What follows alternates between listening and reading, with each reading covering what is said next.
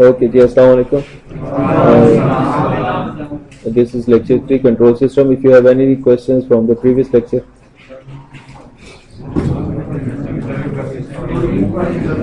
Okay, so okay, just wait for a minute. अपना homework जो है वो पहले सबमिट कराए ना sir.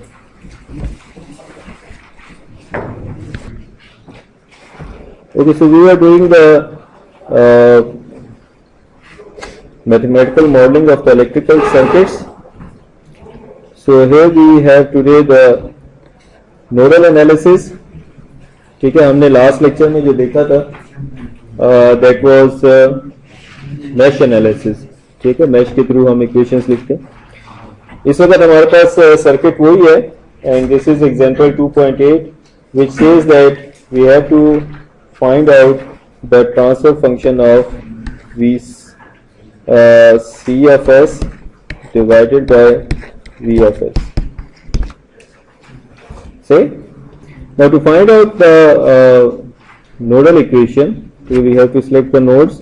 So we just say this is our node which has the node voltage as VC, and this is our reference node or zero node. ठीक है. Now we can write the Kirchhoff current law for it. So हमारे पास KCL क्या बन जाएगी. अच्छा, एक चीज याद रखें कि नोड्स में से, ये दरवाजा बंद कर दें, नोड्स में से आप जो करंट की डायरेक्शन चूज करते हैं दैट्स अप टू यू. ठीक है, whether you take them as entering the node और लीविंग द नोड. ठीक है, उससे कोई इतना इशू नहीं आता.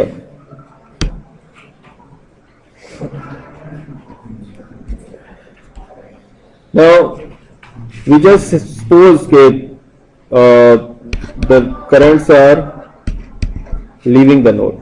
ठीक है, so whatsoever it doesn't make any difference. ठीक, सो हमारे पास अब ये जो आर और इंडक्टर और रेजिस्टर लगे हुए, दे आर इन सीरीज. सो अगर मैं केसीएल इसकी लिखता हूं सो क्या आ जाएगा, वीसी माइनस वी जो अप्लाइड सोर्स है, ब्रैकेट में जो एस है अभी आई एम सपोजिंग कि वो वहीं पर ये.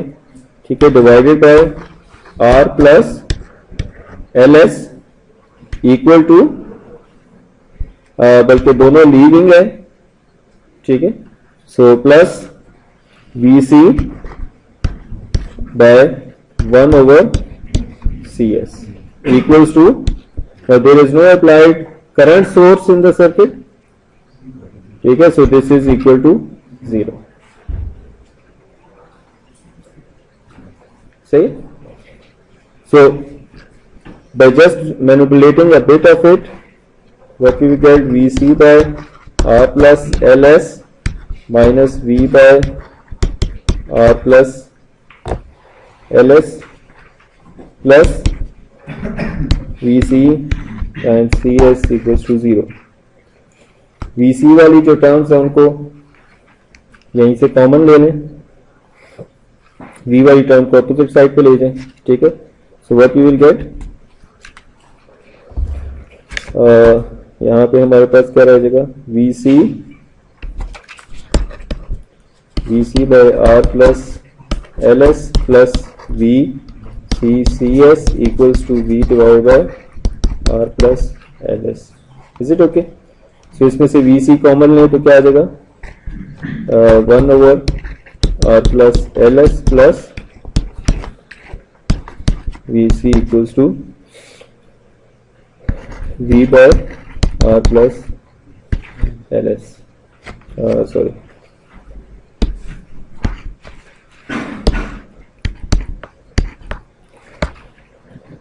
Is it okay? Now we are interested in finding VC by V. So ये क्या आ जाएगा, ये इधर आ गया.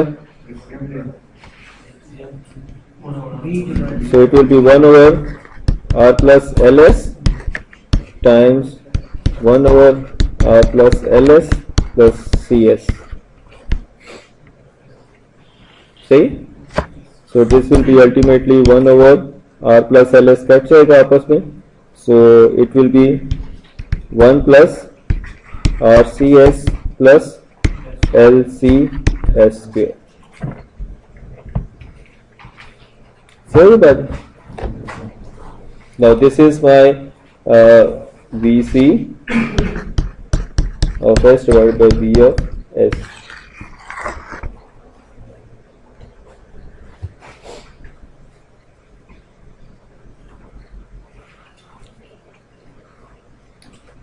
Is it okay? The basic thing is कि हम सिर्फ ये जो 2-4 सर्किट्स को प्रैक्टिस कर रहे हैं, it simply means that we are able to write the transfer function for it. क्योंकि सर्किट्स हमें सॉल्व करने आते हैं. Circuits is not an issue. ठीक है. So the main objective is कि हमें थोड़ा बहुत आइडिया हो जाए कि जो हम पहले डिफरेंशियल इक्वेशंस लिखते थे, जो सर्किट्स को हम सॉल्व कर रहे थे, अब हम उसको जरा फ्रीक्वेंसी डोमेन में देखना चाहते हैं. ठीक है. सो ये ट्रांसफर फंक्शन लेके हम आगे चलेंगे and we will solve some other things. Just take another example. This is example 2.11. ये वही है जो हमने मैश एनालिसिस में की थी. ठीक है. ये वही इक्वेशन, वही सर्किट है जो हमने मैश एनालिसिस में इस्तेमाल किया था. द डिफरेंस इज ओनली अभी हम इसको कैसे सॉल्व कर रहे हैं? Through nodal analysis. ठीक है. हमने ये दो नोड्स डिफाइन किए हैं, एक VC ऑफ S और एक VL ऑफ S. ठीक है. ये हमने एक नोड डिफाइन किया और एक ये, just call it node 1, just call it node 2. Save that. Now,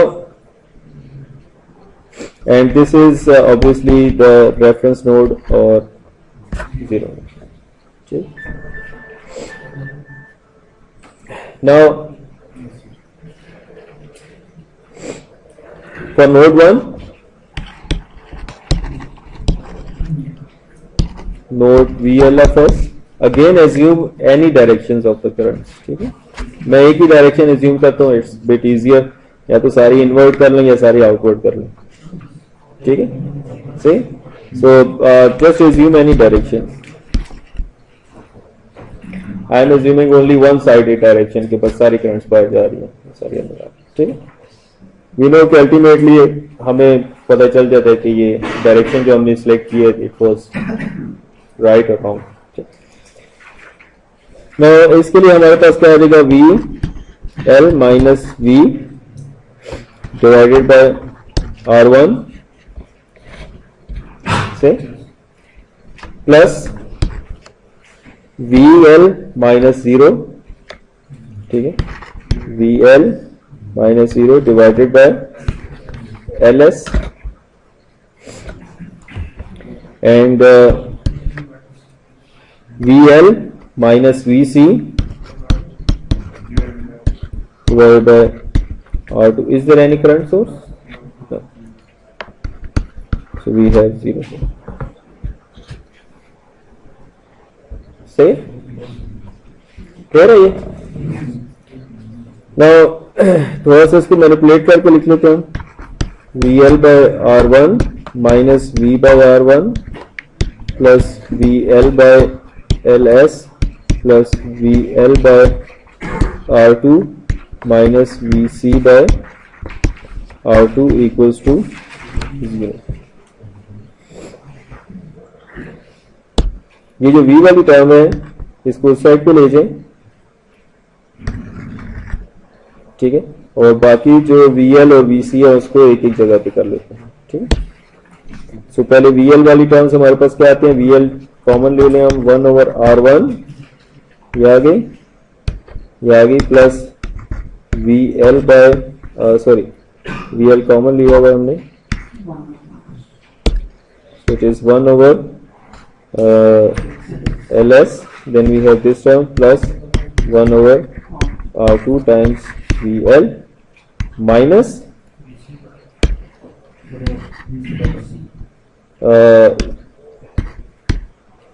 minus 1 over R2 VC equals to V by R1. Clear होगी बात? Just name it any equation है, सही होगी बात? नाउ फॉर सेकेंड नोड, ठीक है,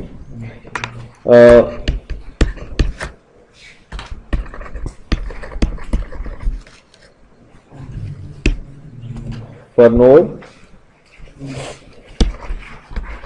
2 और VC, ठीक है, हमारे पास क्या आ जाता है? VC divided by 1 over CS. Now again assuming all the currents are leaving, ठीक है, so it doesn't make any difference. Again I am giving this comment again and again कि इससे फर्क नहीं पड़ता, इससे बाकी कोई फर्क नहीं पड़ता. So don't bother about कि पहले नोड पे हमने करंट इनवर्ड लिया, दूसरे पे आउटवर्ड ले लिया, ठीक है, so it doesn't make any difference. VC and then we have plus VC minus VL divided by R2. दो ही ब्रांचेस है ना इसमें, ठीक है, so we have these two voltages equal to 0. We have no applied current sources. See? अच्छा, so just manipulate it a bit. So this will be VC CS plus VC by R2 minus VL by R2 equals to 0.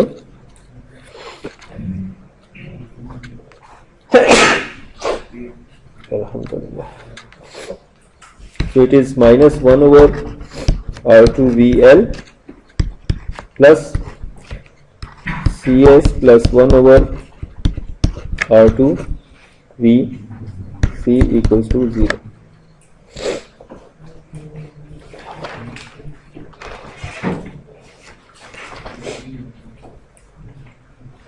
So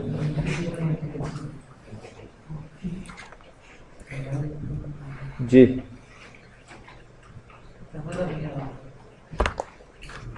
क्या हो, नजर नहीं आ रहा? आ क्या नहीं? अगर किसी को आई साइड का थोड़ा सा प्रॉब्लम है आगे बैठे करें.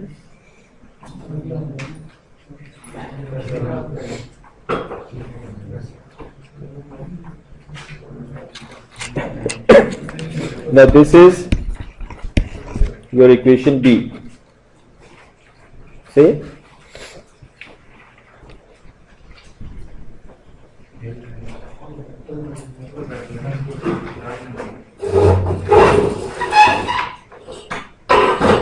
So by solving, just like the example ने कहा है कि आप VC by V find करें.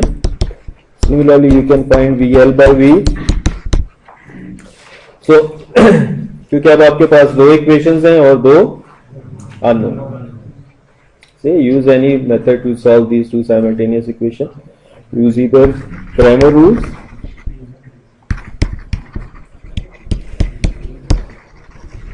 or by elimination method, by substitution, whatever method you want to use. ठीक है, it's up to you. But something known method. ठीक है, अगर कोई ऐसा method करते हैं जो कि इतना known नहीं है, तो just mention the book and the chapter. Okay, so that it is okay up till now. Yes.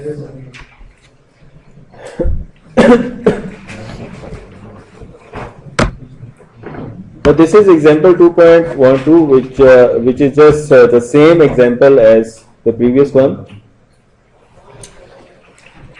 The only difference is कि हमने जो करंट सोर्स, वोल्टेज सोर्स थी, उसको हमने करंट सोर्स में कन्वर्ट कर दिया. ठीक है बात? और जो इम्पीडेंस थी उनको हमने रेसिप्रोकल कर दिया, तो क्या बन जाती है? एडमिटेंस. तो हमने एडमिटेंस की फॉर्म में लिख लिया. ठीक है, सिर्फ रेसिप्रोकल ले लेना रेजिस्टेंस, तो क्या बन जाएगा? एडमिटेंस. सही. सो जस्ट लाइक ये G1 आ गया हमारे पास 1 over LS, ये 1 over CS था तो CS हो गया, ये 1 over R2 which is G2. ठीक.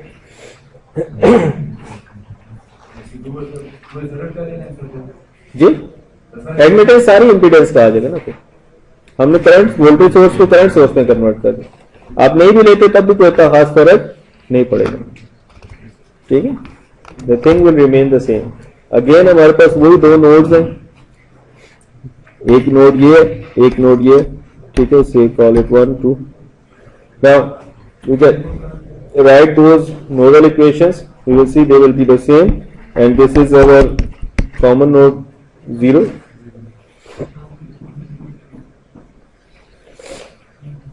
So ये क्या आ जाएगा,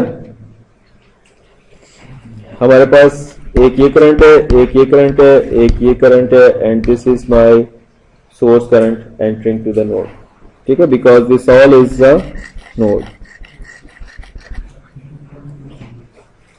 ठीक है बात। नाउ ये क्या आ जाएगा अभी हमारे पास I is equal to V times admittance. So VL for node 1, VL minus 0 into 1 over LS, ठीक है। Same way plus VL minus 0 times G1 से VL minus VC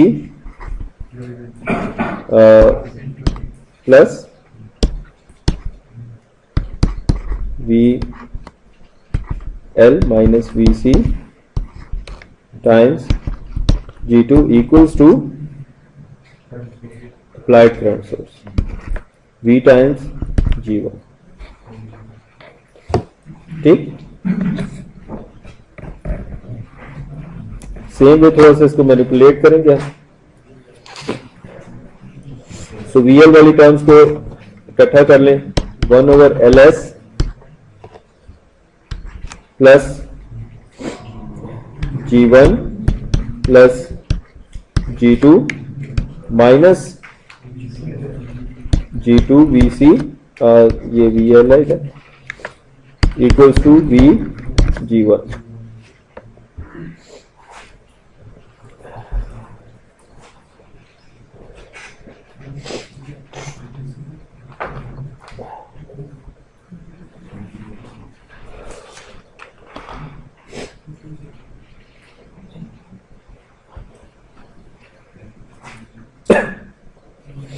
Now this is equation say A,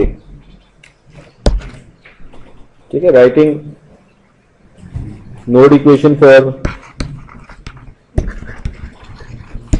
node 2, इसके लिए तक वही equation बनेगी VC times CS plus assuming any direction, but I am assuming same direction, एक ही out जा रही है तो आउट किया दोनों, VC दिस इज एडमिटेंस, ठीक है। So I is equal to V times admittance होता है, this is VC minus VL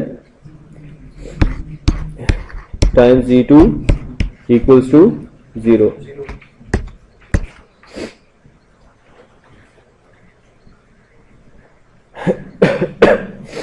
now again इनको थोड़ा सा इसको थोड़ा सा एलेबरेट करके लिख लेते हैं। So this will be minus G2 VL plus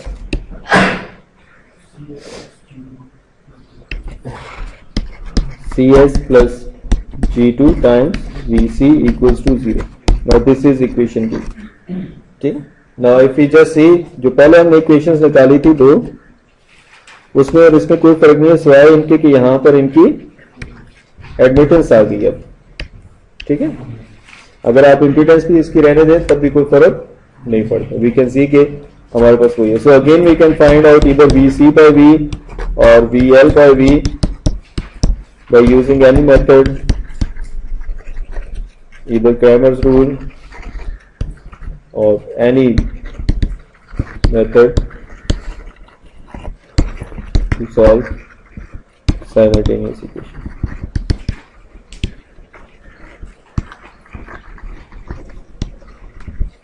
सही होगी बात? बात यहाँ तक क्लियर हो गया, ठीक है? So it means nodal analysis और मैश एनालिसिस में कोई प्रॉब्लम? कोई प्रॉब्लम नहीं है.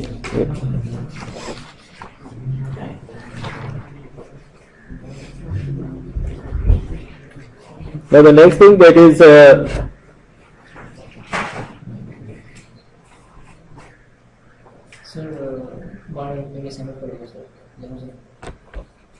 बैठो या फिर बैग वापस नहीं आना. Whatever you want to do.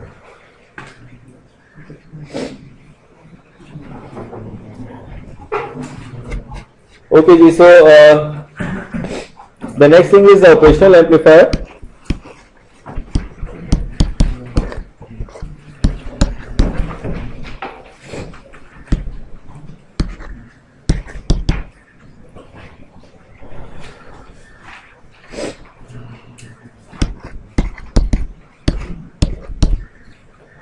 इसके क्या बेनिफिट्स होते हैं ऑपरेशनल एम्पलीफायर के?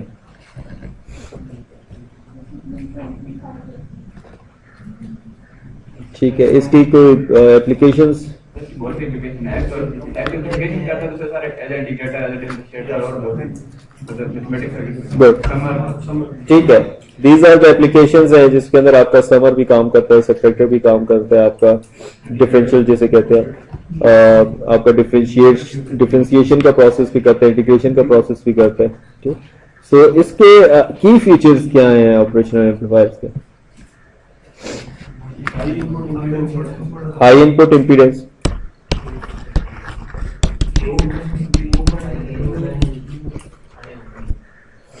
हाई ओपन लूप गेन और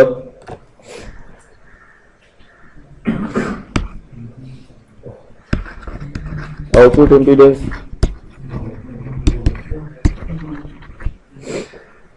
अच्छा ये बताएं कि हाई इनपुट इम्पीडेंस का फायदा क्या होता है?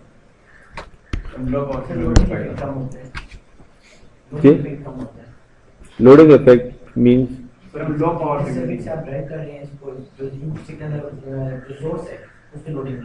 गुड.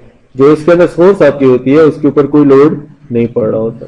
ठीक है, ताकि ये इसलिए यूज किया जाता है जब आप कहीं से सिग्नल रिसीव करें या एम्पलीफिकेशन स्टेजेस होती है. ठीक है, जो इनिशियल एम्पलीफिकेशन स्टेजेस है उसमें जो सिग्नल आता है वो बहुत वीक आता है, जिसको आगे एम्पलीफाई किया जाता है. अगर वो बहुत वीक सिग्नल से आप करंट ड्रॉ कर लेंगे, क्योंकि वो पहले मिली वॉट्स में होता है या समटाइम्स माइक्रो वॉट्स में भी आता है, सो उसमें से अगर आप सारी करंट ड्रॉ कर लेंगे तो नैनो वोल्ट के ऊपर या नैनो एम्पियर्स के ऊपर आपके पास कुछ भी नहीं बचेगा.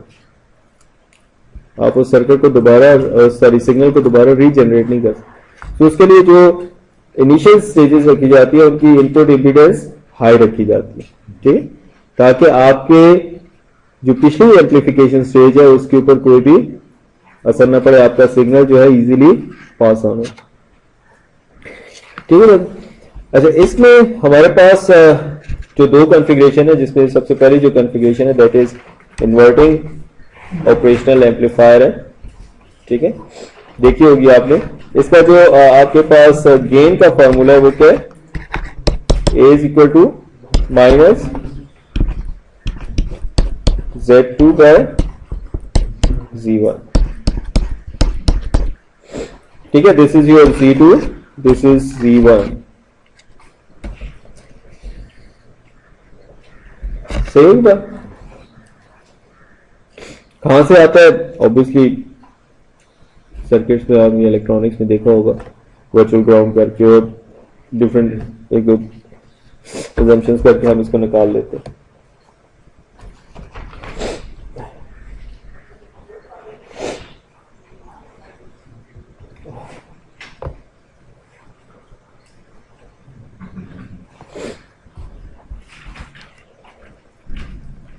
So this is inverting amplifier. Inverting in a way कि आपका जो आउटपुट होता है दैट इज इन्वर्टेड. ठीक है, और फेज इसका शिफ्ट हो जाता है बाय 180 डिग्री। ठीक है बाजी।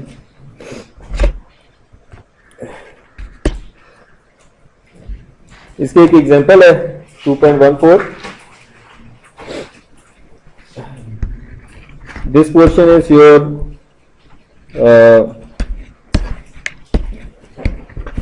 Z1, this is your Z2, ठीक है, and we are interested in finding V out by Vi. So Z1 क्या है, इनकी पैरेलल कॉम्बिनेशन,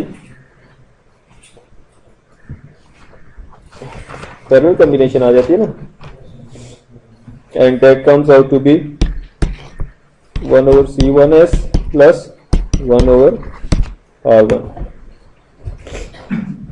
सही, क्योंकि इसकी इम्पीडेंस है, इसमें तो वैल्यू गिवन है C की, but if you just right the impedance क्या आ जाएगा 1 over CS and this is R1। So parallel combination इसकी निकाल ले। ठीक,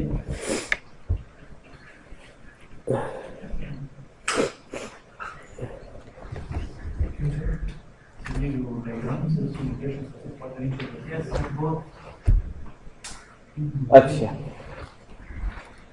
this is your Vi, this is your V out, this is C1, R2, C2, this is R1, C1, and this is minus, this is plus, this is ground।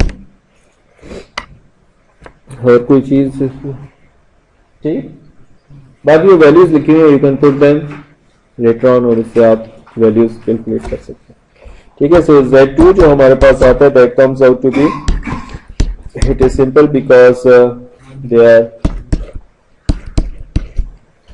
In series, so it will be R2 plus 1 over C2s।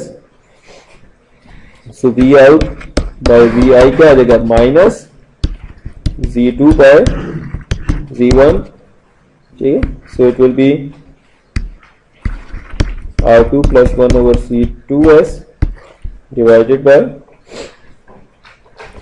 1 over C1s plus 1 over sorry, ठीक हो गया अभी। So just manipulate it and you will get the answer। ठीक,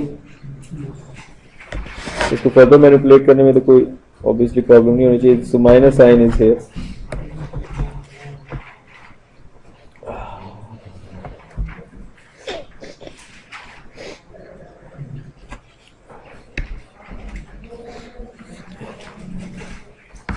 The next configuration that we use for the operational amplifier is non-inverting।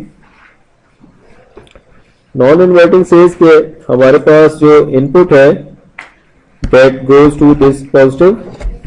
ठीक है, बाकी जो आपका सर्किट है that still remains the same। This is your Z2, this is Z1, this is V out, and now Vi is input जो जा रही है that is to the positive terminal. ठीक, और जो आपका फीडबैक रेजिस्टर लगा हुआ है और दूसरा रेजिस्टर है वो नेगेटिव टर्मिनल के ऊपर ग्राउंड हो जाता है। ठीक, सो वी नो दैट इसका जो हमारे पास गेन आता है which is V out by Vi is 1 plus Z2 by Z1। से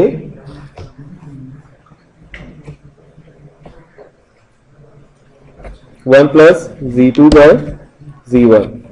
ठीक है, so this is the gain for non inverting operational amplifier circuit.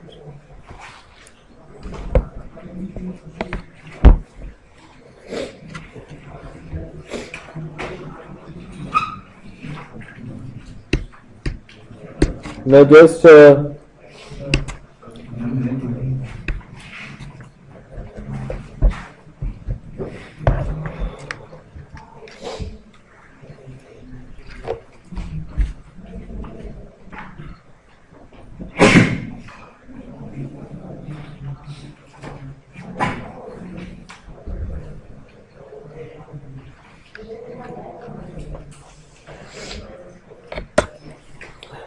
So let's have this basic simple example, and again I will just make some certain things for it. This is your Z2, this is Z1, say, so Z1 is R1 plus 1 over C1S, क्योंकि इसकी जो impedance आ जाएगी वो क्या आ जाएगी 1 over C1S, इसकी R1, this is we know VI of S, this is V out of S, and this is stays R2, this is 1 over C2S.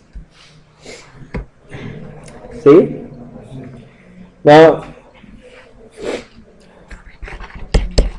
Z2 will be 1 over C2S plus 1 over R2. Okay? Because they are in parallel. So we are interested in finding V out by VI, so which is 1 plus Z2 by Z1. See, so just put the values are here. 1 plus C2S plus 1 over R2 divided by R1 plus 1 over C1S. Okay? So this is your A.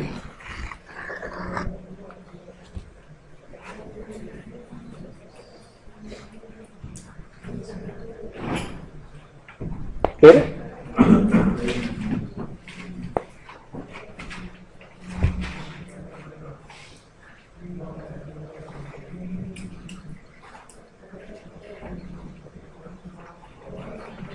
यहां तक कोई confusion?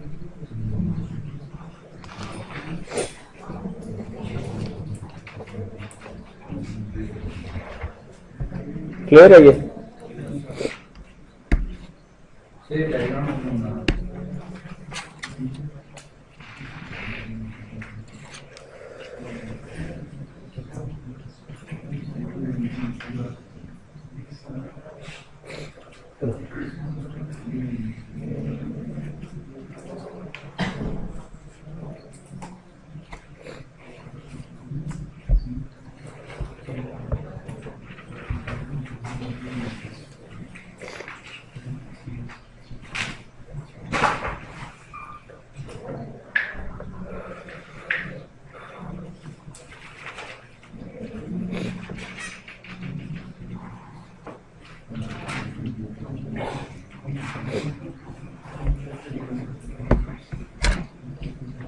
Okay, so if it is okay up till now, हमारे जो electric circuits network की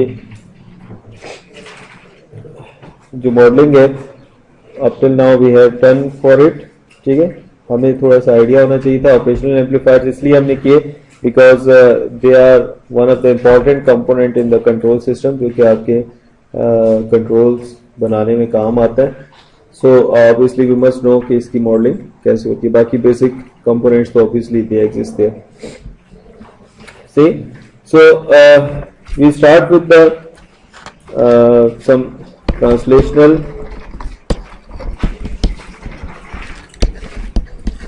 mechanical system transfer function.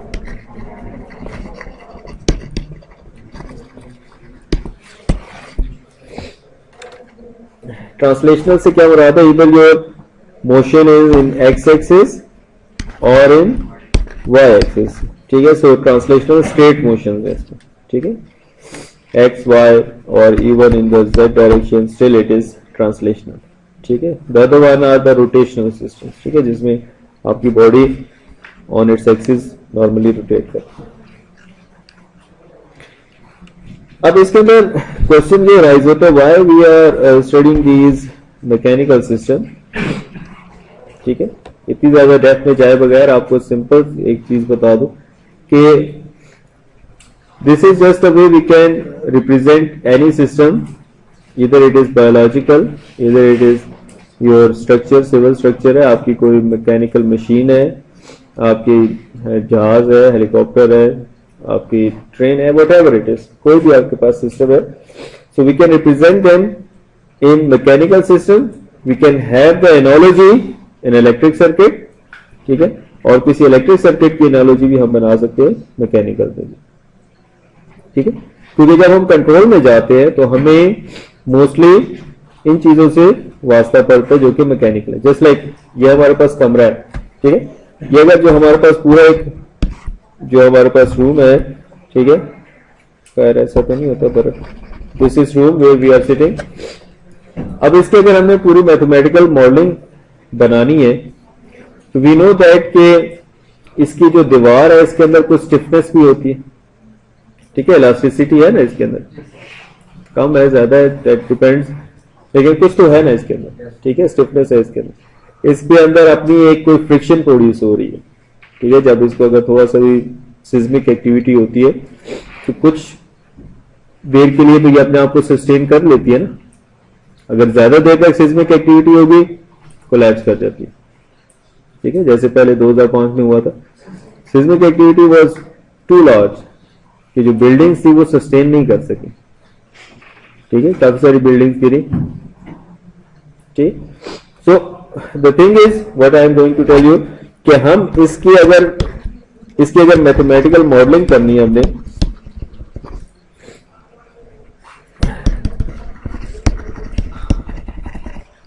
तो हमें क्या करना होगा, हमें इसको किसी इक्विवेलेंट फॉर्म में बनाना होगा, या तो हम इसको एक सर्किट की फॉर्म में डिजाइन कर लें, सर्किट बना लें इसका, ठीक है, या फिर हम इसको किसी मैकेनिकल स्ट्रक्चर में शो कर लें, ठीक है।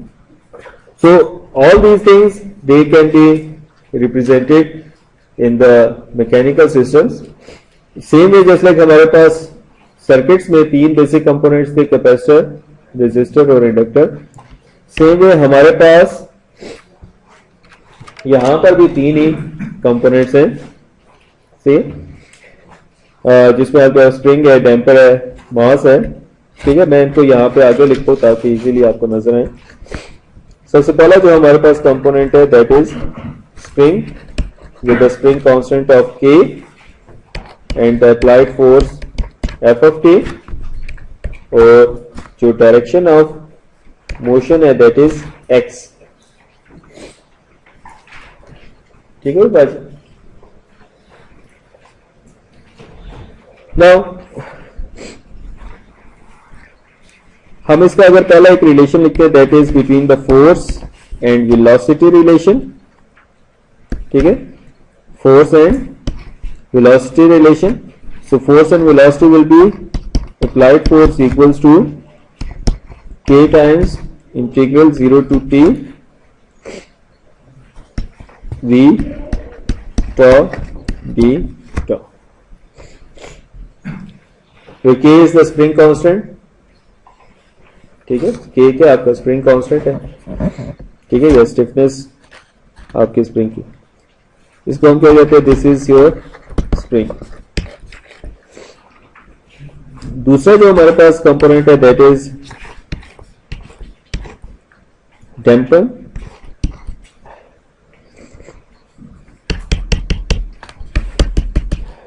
ठीक है, ये इसका तो पता नहीं, ये जो निशान डालते हैं इसका मतलब है यहां से ये फिक्स्ड है, ठीक है, सपोर्ट है। This is motion X of T, this is applied force F of T and this is damper, और इसका जो कांस्टेंट है that is viscosity constant Fv। ये जो डैम्पर आपका है this is also your friction component, जो कि आपके मैकेनिकल सिस्टम्स के अंदर फ्रिक्शन आती है, ठीक है, जो कि आपके फ्लो ऑफ आपकी जो मोशन है उसको अपोज कर रही है, ठीक है। सो इसकी जो हमारे पास फोर्स है that is F of T equals to Fv times Vt। Now remember this is force and velocity relation, ठीक है। The third जो हमारे पास कंपोनेंट है that is mass.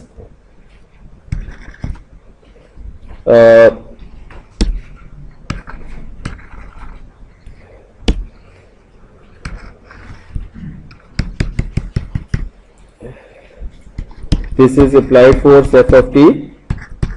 This is the direction of its motion. ठीक है, और displacement. हाँ जी, mass. See, and force is equal to m dv by dt.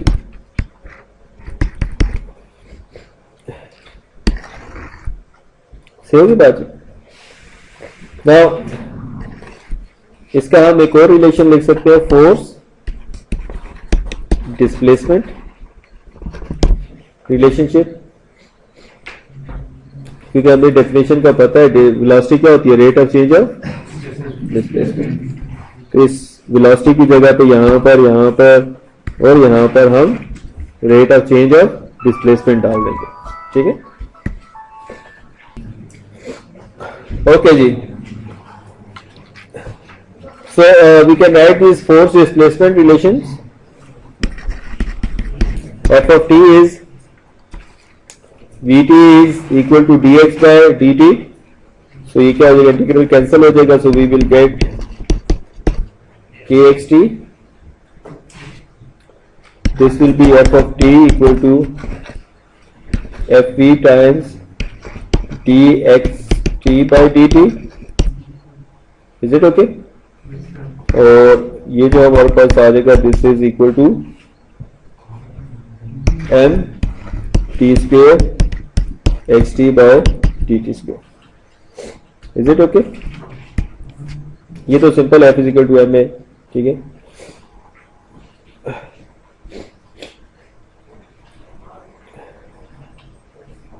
बात समझ में आई या नहीं? ठीक है, सो वापस अगर इसको टेबल में जाके देखें, तो ये जो कॉलम है आपके पास, this is giving me the force velocity relation. ये वाला जो कॉलम है ये मुझे क्या दे रहा है, फोर्स डिस्प्लेसमेंट रिलेशन। और अगर इसी का मैं लैप्लास ट्रांसफॉर्म लूं तो मुझे क्या दे रहा है, impedance, that is F of S divided by x of S. क्योंकि इसका लैप्लास ट्रांसफॉर्म ले तो क्या आ जाएगा, एफ ऑफ एस के एक्स ऑफ एस। तो F of S by x of S क्या बचेगा, के। इसी तरीके से इसका लैप्लास क्या आ जाएगा, एफ ऑफ एस, ये जो आप पूछ रहे थे क्वेश्चन। ठीक है, इधर सॉल्व करें। तो D X by D T का लैप्लास ट्रांसफॉर्म क्या है, S times x of S minus initial condition. So transfer function के लिए हम इनिशियल कंडीशन जीरो कर देते, सो यहीं पर ही जीरो कर दें। So what we are left with, f of s by x of s gives me fvs. This is ठीक। सेम वे इसका जो आ जाएगा, f of s equals to ms square x of s। ठीक, सो इससे हमें क्या मिल जाएगा, आप उसी टेबल पे बनाएं जो आपको बना हुआ टेबल अगला कॉलम में। ठीक, सही बात है।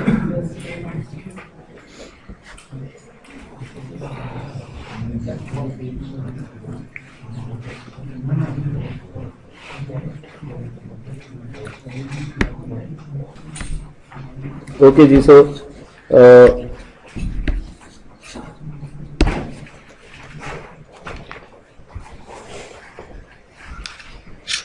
हम एग्जाम्पल सॉल्व करते हैं 2.16.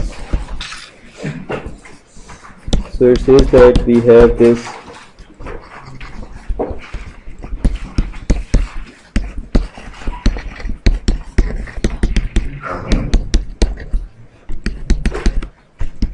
is K, this is FP. ठीक है, so this is one of our mechanical system. Now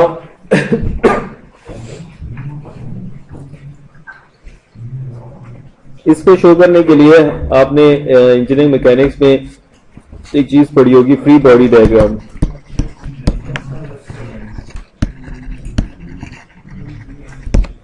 free body diagram क्या कहती है कि हमारे पास अगर कोई मास लगा हुआ है उसके ऊपर हम फोर्सेस देख सकते हैं कि कैसे लग रही है।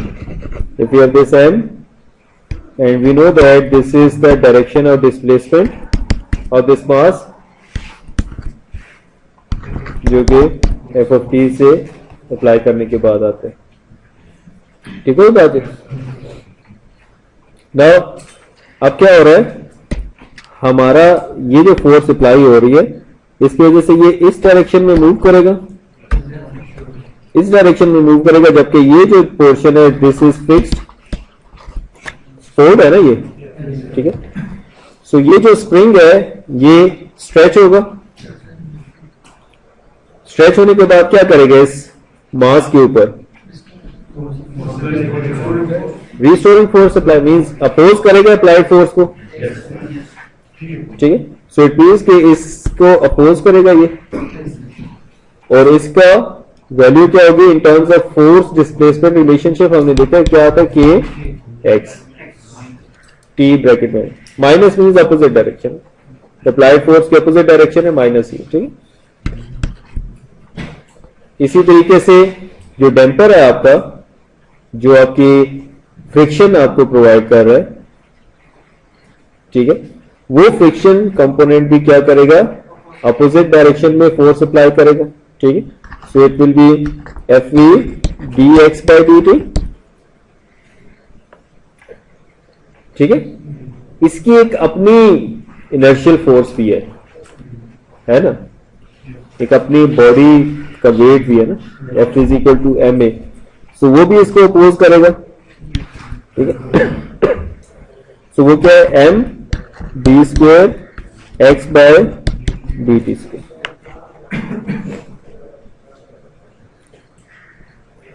ठीक है, now this is the condition of the equilibrium. जी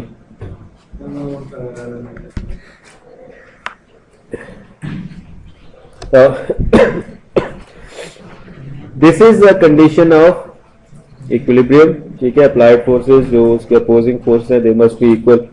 सो जो हमारे पास इक्वेशन बनती है that is M D square X by D T square plus F V D X by D T plus K X equal to F of T.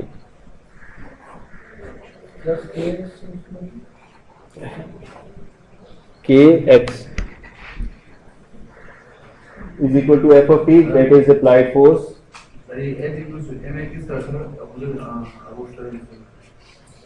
जो applied है this is f equals to ma, applied force।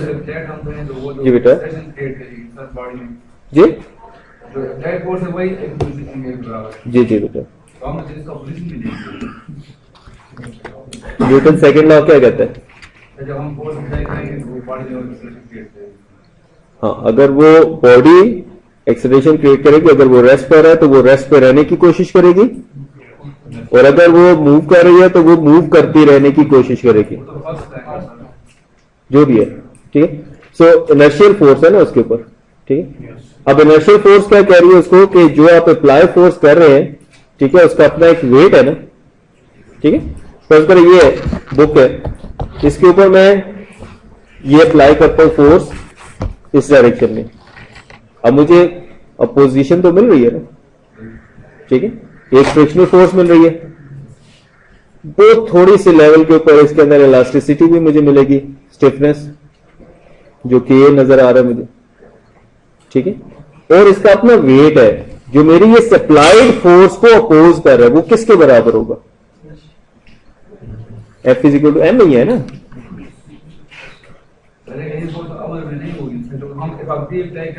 वो applied force है, applied है, external applied force,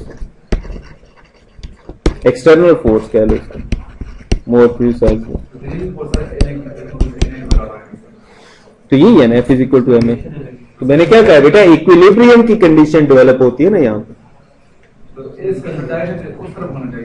तो इसी तरफ है ना, अपोजिट साइड पे ना बेटा। F is equal to M A, ये दोनों एक साइड पे आ सकती हैं। सपोज मैं एफ इधर अप्लाई करूं, एम ए भी इधर कर दूं, हो सकता है ये इक्वेशन पूरी होती है। ये तो बेसिक चीज है ना बेटा, बात क्लियर हुई? ठीक है, क्योंकि ये देखिए ना, सिंपल सी चीज याद रखे ना, ये अप्लाइड फोर्स है, इसका जो मास है इसके अंदर रिटार्डेशन आती है ना, नेगेटिव एक्सेलरेशन जिसे हम कहते हैं, वो क्या कर रही है? फ्रिक्शन प्रोवाइड, फ्रिक्शन की वजह से हो रही है। ये मुझे इस मोशन को देखिए, जब तक मैं इसको एक खास फोर्स नहीं लगाऊंगा ये बुक मूव नहीं करेगी। ठीक है जी।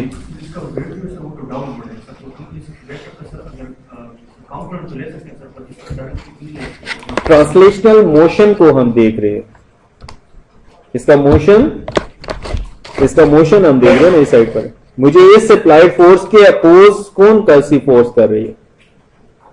This is what I am looking for.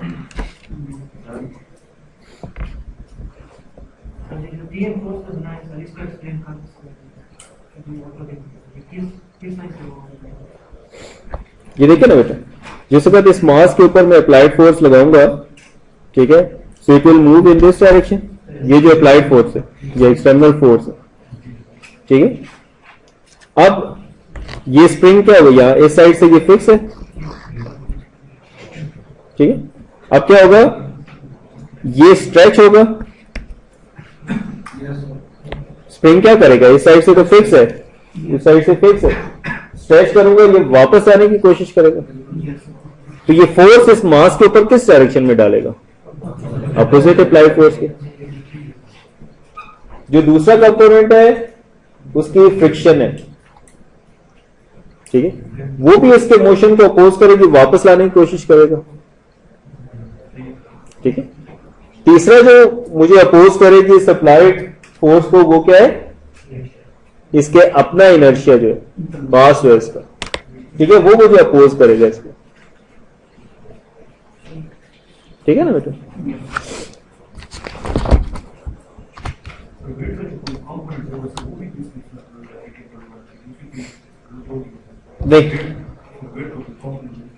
नहीं जरूरत बेटा, ठीक है। This is just equilibrium, now it's in the equilibrium, ठीक है। Applied force equals to the opposing forces, जो ज्यादा होगी उस साइड पे मूव कर जाएगा, अदरवाइज दोनों बराबर हो जाएंगे, it will stay at rest, ठीक। ये देखिए ना, this force is equal to this force, ठीक है। ये तो सिंपल आपका इंजीनियरिंग मैकेनिक्स है, बेसिक्स।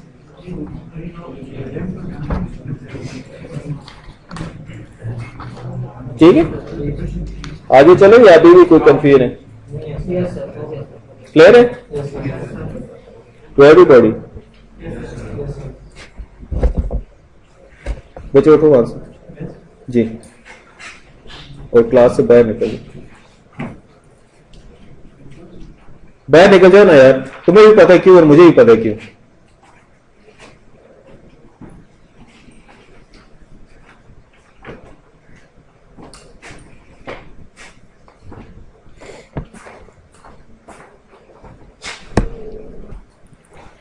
ओके जी, सो जिसका लैप्लास ट्रांसफॉर्म लें, हमारे पास क्या है कि M D square X by D T square plus F V D X by D T plus K X equal to F of T. वो equation है, दोबारा लिखिए। मैं इसका लैप्लास ट्रांसफॉर्म लें, taking Laplace ignoring initial conditions, M S square X of S plus F V S X of S plus के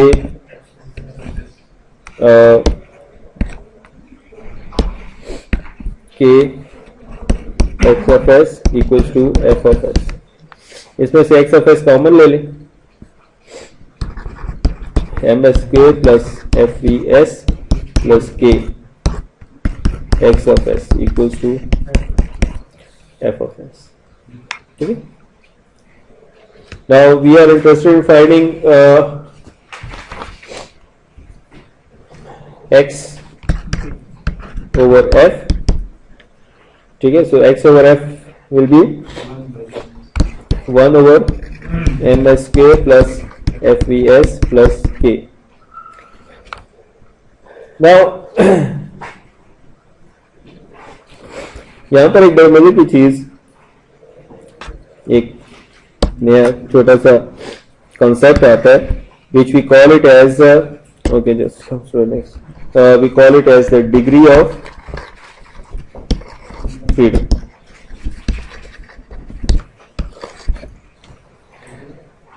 Degree of freedom. Degree of freedom क्या चीज होती है? That is the linearly independent motions.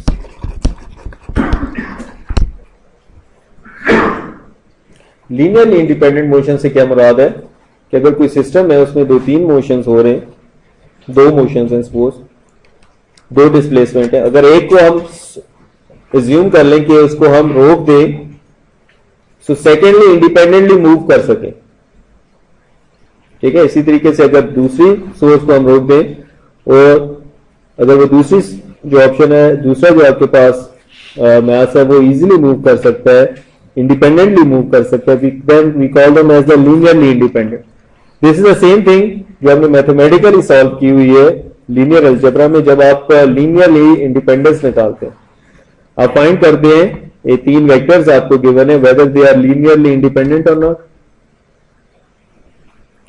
ठीक है, कि वो अगर लीनियरली इंडिपेंडेंट है या नहीं है। यू हैव डिफरेंट मेथड, जिसका ये मतलब होता है कि वो तीनों की मोशन जो है वो इंडिपेंडेंट है एक दूसरे से, वो तीनों वेक्टर्स डिपेंड नहीं कर रहे होते किसी के ऊपर, वो इंडिपेंडेंटली डिफाइन हो सकते हैं।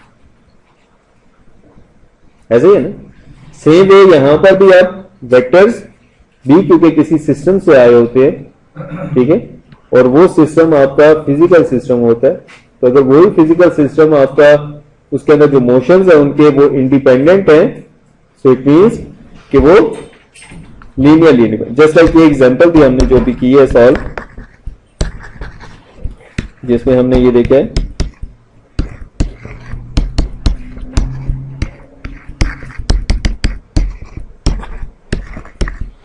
हमने ये अभी जो एग्जांपल सॉल्व किया, इसके अंदर हमने देखा कि हमारे पास जो मोशन है कौन सा गिवन है, this x of T,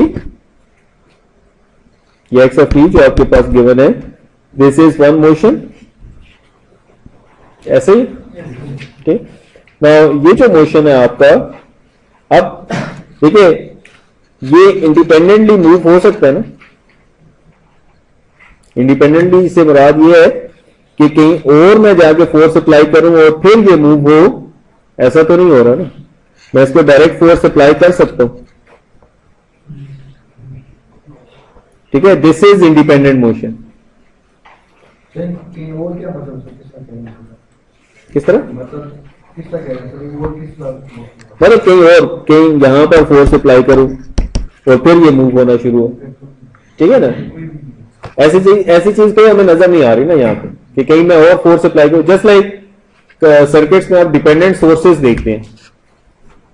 dependent source क्या होती है आपकी, जस्ट लाइक आपका ट्रांजिस्टर होता है, उसका आप जैसे स्मॉल सिग्नल एनालिसिस करते हैं तो अंदर आप उसका एक करंट सोर्स बनाते हैं जो डिपेंडेंट होती है आपकी बाहर वाली सोर्स पे। अब जब तक आप अप्लाइडली वोल्टेज नहीं देंगे तब तक उधर अंदर करंट फ्लो नहीं करेगा उसमें, ठीक है, that is dependent. Independent means आपकी इंडिपेंडेंट सोर्स लगी हुई है, नंबर ऑफ सोर्सेज जितनी भी है। कुछ समझ में जी, ठीक है। ये जो मास आपको नजर आ रहा है ये वाला, इसके ऊपर मैं इंडिपेंडेंटली फोर्स अप्लाई करूं सिर्फ इस मास के ऊपर, से ये मूव कर सकता है ना। लेकिन अगर मैं इसको रोक दूं, ये कहीं बॉक्स में बंद है, इसको मैं अगर यहां पे रोक दूं किसी भी तरीके से, सो मैं कहीं पर भी फोर्स अप्लाई करूं, डब्बे को मारूं आगे पीछे, it will not move, there is no applied force, ठीक है। सो इट मीन्स के this is one independent linearly independent motion है, एक ही है लेकिन ये लीनियरली इंडिपेंडेंट है, ठीक। सो जितने लीनियरली इंडिपेंडेंट मोशन होंगे उतनी हमारे पास क्या होंगे, डिफरेंशियल इक्वेशंस आएंगे।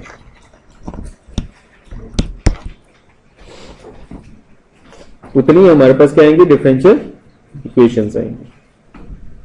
अगर हमारे पास 2 इंडिपेंडेंट मोशंस हैं तो 2 आएंगे, 3 है 3 आएंगे। ठीक है, सो नेक्स्ट एक एग्जांपल सॉल्व करते हैं, so we can understand easily कि ये इंडिपेंडेंस ऑफ मोशन क्या चीज है। This is your example 2.17। So we have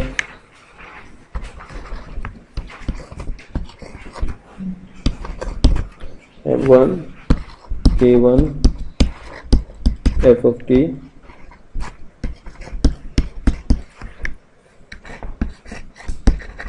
M2, this is mass और इस बॉडी के दरमियान एक फ्रिक्शनल फोर्स है Fe1, इस मास और इसमें Fe2, this is Fe3, we have कहेंगे ये भी okay. This is K2, this is K3। ठीक है, और 2 मोशंस हमारे पास क्या है, दिस इज x1 x2। अब देखिए इसको अगर हम गौर से देखिए तो अगर मैं M2 को, ये जो M2 है इसको अगर मैं यहां पे रोक दूं, ठीक है, so I can move this M1 independently, वो हो सकता है ना। सेम अगर मैं M1 को रोक दूं तो M2 मूव हो सकता है इंडिपेंडेंटली, हो सकता है। So it means that here we have 2 independent motions. इन दोनों को मैं रोक दूं तो कोई इसमें डायनामिक्स नहीं रहेगा, ये मूवमेंट नहीं हो सकती। So we have only 2 degrees of freedom. ठीक है, हमारे पास 2 लीनियरली इंडिपेंडेंट मोशंस है, हमारे पास 2 डिफरेंशियल इक्वेशंस आएंगी। ठीक, अब डिफरेंशियल इक्वेशन लिखने के लिए हमारे पास, क्योंकि यहां पे 2 मोशंस है x1 और x2, अब है तो इंडिपेंडेंट है, लेकिन x1 की वजह से x2 के ऊपर भी तो कोई फर्क पड़ेगा ना। जैसे लाइक आपके पास एक सर्किट में 2 इंडिपेंडेंट सोर्सेस लगी हुई है, लेकिन जो नेट रिजल्ट होगा, जो नेट करंट होगी, वो क्या होगी, उन दोनों की वजह से जो नेट रिजल्ट आएगा वो होगी ना। जब सॉल्व भी करते रहे, अगर आपके पास एक सर्किट है उसमें 2 सोर्सेस लगी हुई है, तो आप क्या करते हैं उसके साथ, कौन सा थ्योरम अप्लाई करते हैं, सुपरपोजिशन थ्योरम अप्लाई करते हैं ना। एक सोर्स को निकाला, एक को लगा दिया, सर्किट को एनालाइज किया या एक लूप को एनालाइज किया, उसी लूप को दोबारा एनालाइज करते हैं, दूसरी करंट या वो सोर्स लगा के पहली वाली को उतार देते हैं, फिर उसी लूप को एनालाइज किया, फिर उन दोनों का नेट रिजल्ट इकट्ठा करके हमने कहा कि इस लूप में ये करंट या वोल्टेजेस हैं। फिर दूसरे लूप के साथ भी यही किया, तीसरे के साथ भी यही किया। ठीक है, ऐसे ही होता है। सो सेम है, यहां पर भी हम ये करेंगे, सुपरपोजिशन थ्योरम लगाएंगे। हमने फ्री बॉडी डायग्राम बनानी है। So free body diagram M1 के लिए हम बनाते हैं, अल्हम्दुलिल्लाह। सो this is my f of t, applied force। अब दिस इज माई x1। अब हम ये देखते हैं, सुपरपोजिशन हमने लगाना है। तो सुपरपोजिशन लगाने के लिए हम क्या करते हैं, हम सपोज करते हैं कि यहां पे हमारे पास 2 ये इंडिपेंडेंट मोशंस है ना, x1 और x2। तो हम कहते हैं कि x1 पहले नॉट 0 है, बट x2 इज 0। x2 0 से क्या मुराद है कि हमने इसको फिक्स कर दिया, जो x2 मोशन है इसको हमने फिक्स कर दिया। अब हम क्या देखते हैं कि इस मूवमेंट की वजह से, x1 की वजह से M1 के ऊपर क्या फोर्सेस आएंगी। अप्लाइड फोर्स तो f of t है। अब क्या होगा कि जिस वक्त इसको मैं स्ट्रेच करूंगा इस साइड पे, ठीक है। सो ये जो स्प्रिंग है ये क्या करेगा, स्ट्रेच होगा, इसके मोशन को अपोज करेगा, ठीक है। सो यहां पर ये अपोजिशन में आ जाएगा, K1 X1 T ब्रैकेट में है, ठीक है, X1 ऑफ T है। अब ये वाला जो है, जो FV3 है हमारे पास टेम्पर, ये क्या करेगा, जब मैं इसको इस साइड पे मूवमेंट करूंगा in the direction of this displacement X1, तो ये कंप्रेस हो जाएगा। तो ये क्या करेगा, ये भी अपोज करेगा इसके मोशन को। अब मोशन इसका X1 की डायरेक्शन में है ना, इसको अपोज करेगा, and that opposition force will be FV3 dx1 by dt। K2 जो है स्प्रिंग K2 सेम है, ये भी अपोज करेगा, ये अब कंप्रेस होगा, ठीक है, क्योंकि ये X2 वाला जो M2 है ये तो फिक्स्ड है ना, ये इसको अपोज करेगा, अप्लाई फोर्स ये है, इसको अपोज इस साइड पे करेगा। इनका डायरेक्शन, ये जो ऊपर X1 लिखा हुआ ना, इसके साथ एरो डाला हुआ ये, ठीक है, ये हमें क्या शो कर रहा है कि ये इसकी डायरेक्शन ऑफ मोशन है, ठीक है। FV3 देखिए कंप्रेस होगा, यहां से फिक्स है ये M2 के ऊपर, FV3 कंप्रेस होगा, ठीक है। Just think it as a, जो आपकी गाड़ी में या मोटरसाइकिल में वो शॉक एब्जॉर्बर लगा हुआ होता है, ठीक है, उसको कंप्रेस करेंगे तो वो वापस आने की कोशिश करेगा। मींस ये हम इधर से फोर्स अप्लाई करेंगे M1 से इस साइड पे, तो वो उसको अपोज करने की कोशिश करेगा, तो X1 की अपोजिट डायरेक्शन में वो आएगा FV3, ठीक है। सेम वे K2 भी इसके अपोज करेगा, K2 X1, X2 0 है अभी, ठीक है। इसी तरीके से एक ये FV1 भी एक हमारे पास फ्रिक्शन पड़ी है यहां पे, जो कि मास 1 और इसके दरमियान, सो ये भी ऑब्वियसली अपोज करेगा, ठीक है। So this will B FV1 dx1 by dt। एक और जो इसकी इनर्शियल फोर्स इसकी जो है वो इसको अपोज करेगी, that will be M1 d square x1 by dt square। Is it okay? ये इनर्शियल फोर्स है इसकी मास की अपनी वजह से, FV1 dx1 by dt, ये वाली फोर्स है जो आपकी मास और स्पोर्ट के नीचे है। फर्स्ट करें, ये आपकी बुक है ना, ये मास है और इस जो नीचे जो बॉडी है इसके दरमियान जो फोर्स है। ऑब्वियसली विस्कस डैम्पिंग मैंने आपको बताया, दिस इज योर फ्रिक्शन। आपका जो डैम्पर मोटरसाइकिल में लगा होता है या गाड़ियों में लगा होता है, ठीक है, उसका काम भी क्या होता है, डैम्प करता है ना, ऑसिलेशंस को कम करता है, ठीक है। स्प्रिंग जो होता है आपकी गाड़ी में या मोटरसाइकिल में वो स्टिफनेस प्रोवाइड करता है, और डैम्पर जो है वो आपकी डैम्प्स कर देता है, जो आपकी ऑसिलेशन झटका लगता है थोड़ी देर बाद ऑसिलेशन खत्म हो जाती है ना। ये तो नहीं होता कंटिन्यूस पर चलती, अगर सिर्फ स्प्रिंग लगाओ तो आप काफी देर तक वो चलते रहेंगे, क्योंकि उसके अंदर डैम्पिंग बहुत कम होती है अपनी, ठीक है। नाउ समझ नहीं आ रही है सर कि इंडिपेंडेंट X1 X2 की समझ नहीं आ रही किस तरह से इंडिपेंडेंट। आप काफी पीछे चले गए। Okay, just leave this question for the time बी, ठीक है। Let me finish this talk, मेरे 5 मिनट है। So this is what we have said कि x1 equals to not, x1 0 नहीं है बल्कि x2 0 है। ये तो फोर्सेस तो समझ आ गई ना, ये कैसे अप्लाई हो रही है, ठीक है। नाउ अब क्योंकि हम सुपर पोजिशन लगा रहे हैं, हमारे पास जस्ट लाइक लूप की मैंने बात की थी, लूप वही रहेगा M1, ठीक है। So we will have x1 जो कि नॉट 0 है, सॉरी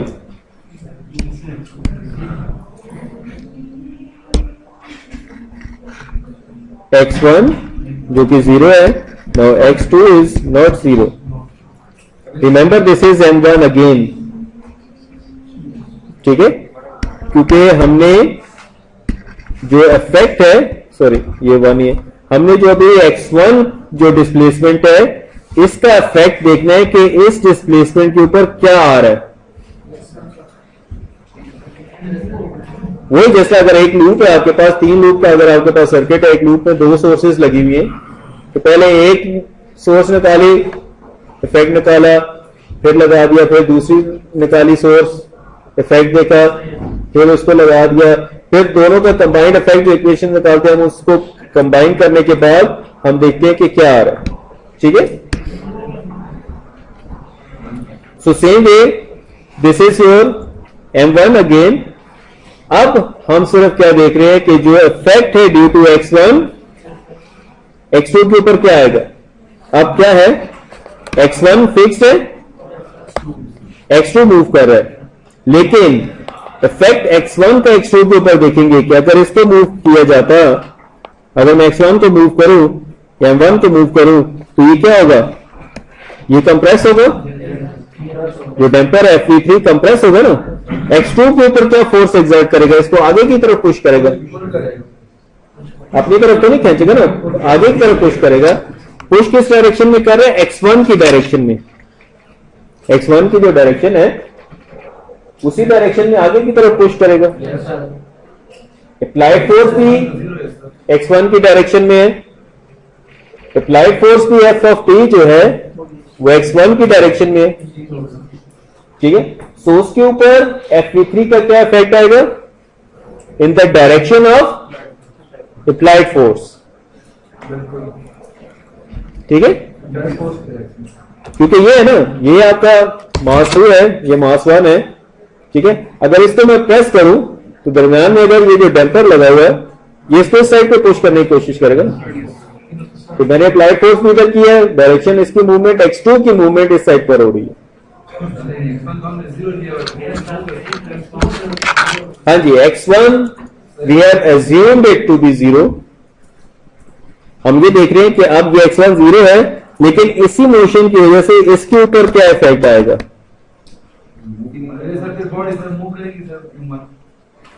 नहीं, हम फोर्सेस देख रहे हैं, बॉडी मूव करती है नहीं करती है, दैट्स नॉट एन इश्यू। आप नहीं समझ रहे बात, डोंट गेट कंफ्यूज। हम यहां पे सिर्फ फोर्सेस देख रहे हैं।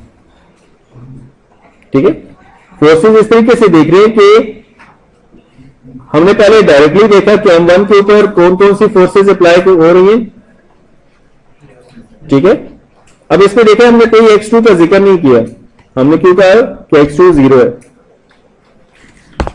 अब हम यही देख रहे हैं कि x1 की जो मूवमेंट है इसका इफेक्ट इसके ऊपर क्या आएगा, इस मोशन के ऊपर, M2 के ऊपर या x2 मोशन के ऊपर क्या आएगा, इसका इफेक्ट क्या आएगा मुझे ही पता, मूवमेंट नहीं है। We have made it 0, we are just looking the forces, क्योंकि नेट फोर्स क्या होगी। देखिए, अगर इस M1 को मैं मूव करता हूं विदाउट कीपिंग कि मैंने x2 को 0 किया हुआ, मैं इसको पुश करूंगा, जितना इसको पुश किया थोड़ा सा तो वो पुश होगा ना आगे M2। पहले हमने उसको 0 रखा हुआ था, अब हमने क्या कहा है कि हम इसका इफेक्ट नहीं देखते कि इसके ऊपर क्या इफेक्ट आ रहा है फोर्सेस का, वही फोर्स अप्लाई हुई है इसके ऊपर, लेकिन अब इसके ऊपर क्या इफेक्ट आया, उसको इफेक्ट आया ना, वो इफेक्ट क्या आएगा, जब मैं इसको पुश करूंगा, दरमियान में एक डैम्पर है और एक स्प्रिंग है, वो क्या करेगा, इसको आगे की तरफ पुश करेगा। अब ये अप्लाइड फोर्स की डायरेक्शन है, x2 की वजह से जो कंपोनेंट्स हैं वो x2 के ऊपर in the direction of applied force, उसको एक किस्म को रिइंफोर्स कर रहे होंगे उस मोशन को। क्लियर होगा?